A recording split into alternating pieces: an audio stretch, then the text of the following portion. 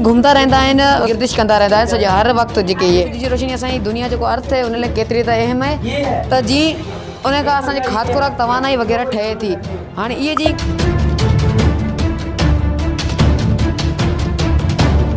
Good afternoon. My name is Vivek Kumar, class 7th from Model Public School Khai. Today my model is solar system. आज जेको मां model ठातो है वो है solar system. दोस्तों solar system जे माना है शमसी निज़ाम। यो मॉडल ठाहिण जो असां मक़सद इहो आहे त असां जिते ज़मीन जे धरती रहूं था उन उते जे माण्हुनि खे असां इहो ॿुधायूं माण्हुनि खे त धरती खां ॿाहिरि छा छा आहे या कहिड़ियूं शयूं आहिनि जेके असांजी सम्झ खां परे आहिनि। जीअं त असांखे ख़बर आहे त कुदरत वारे हिकु वॾो निज़ाम ठाहे छॾियो आहे जिते जीअं त माना हिते 8 गिरे आहिनि जेके आहिनि मर्क्यूरी, वीनस, अर्थ, मार्स, जुपिटर, सैटर्न, यूरानस ऐं नेपच्यून। ये 8 प्लानट जेके आहिनि असांजे ऑर्बिट्स हमेशह ही इन तरीक़े सां कुझु घुमंदा नज़र अचनि था हमेशह। ये सिज जे चौधारी घुमंदा रहंदा आहिनि पर छा सिज घुमे थो? जी हा सिज घुमे थो। सिज खे सिर्फ़ु गैलेक्सी जेको आहे उहो अहिड़ी क़ुवत आहे जेको सिज खे घुमण ते मजबूर करे थी।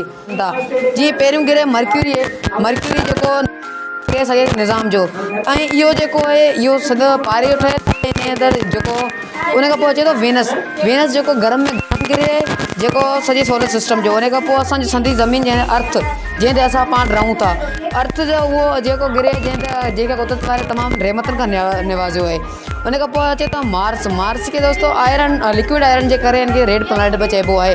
ऐं उन खां पोइ ईंदो जुपिटर। जुपिटर जेको सॼे सोलर सिस्टम जो वॾे में वॾो गिरे जेको गैस जो ठहियलु आहे।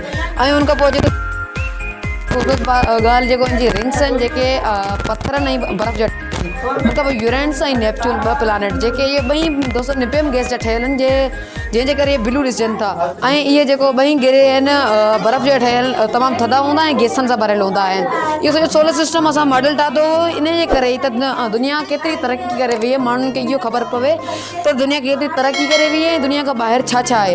इन्हनि जो मेन ॻाल्हि जेको आहे उहो आहे सिज। सिज दोस्तो इन्हनि सभिनी मां तमामु वॾो आहे ऐं इन जी ताक़त बि तमामु वॾी आहे। सिज पाण हिकु ॿंदरु गोलो आहे जिते गैसनि जा धमाका हमेशह थींदा रहंदा आहिनि जंहिंजे करे ई ॿरंदो रहंदो आहे ऐं गर्मी ॾींदो आहे। जंहिंजी सिज जी रोशनी तव्हां सभिनी खे ख़बर आहे त सिज जी रोशनी असांजी दुनिया जेको अर्थ आहे उन लाइ केतिरी त अहम आहे त जीअं उन खां असांजी खाद खुराक तवानाई वग़ैरह ठहे थी।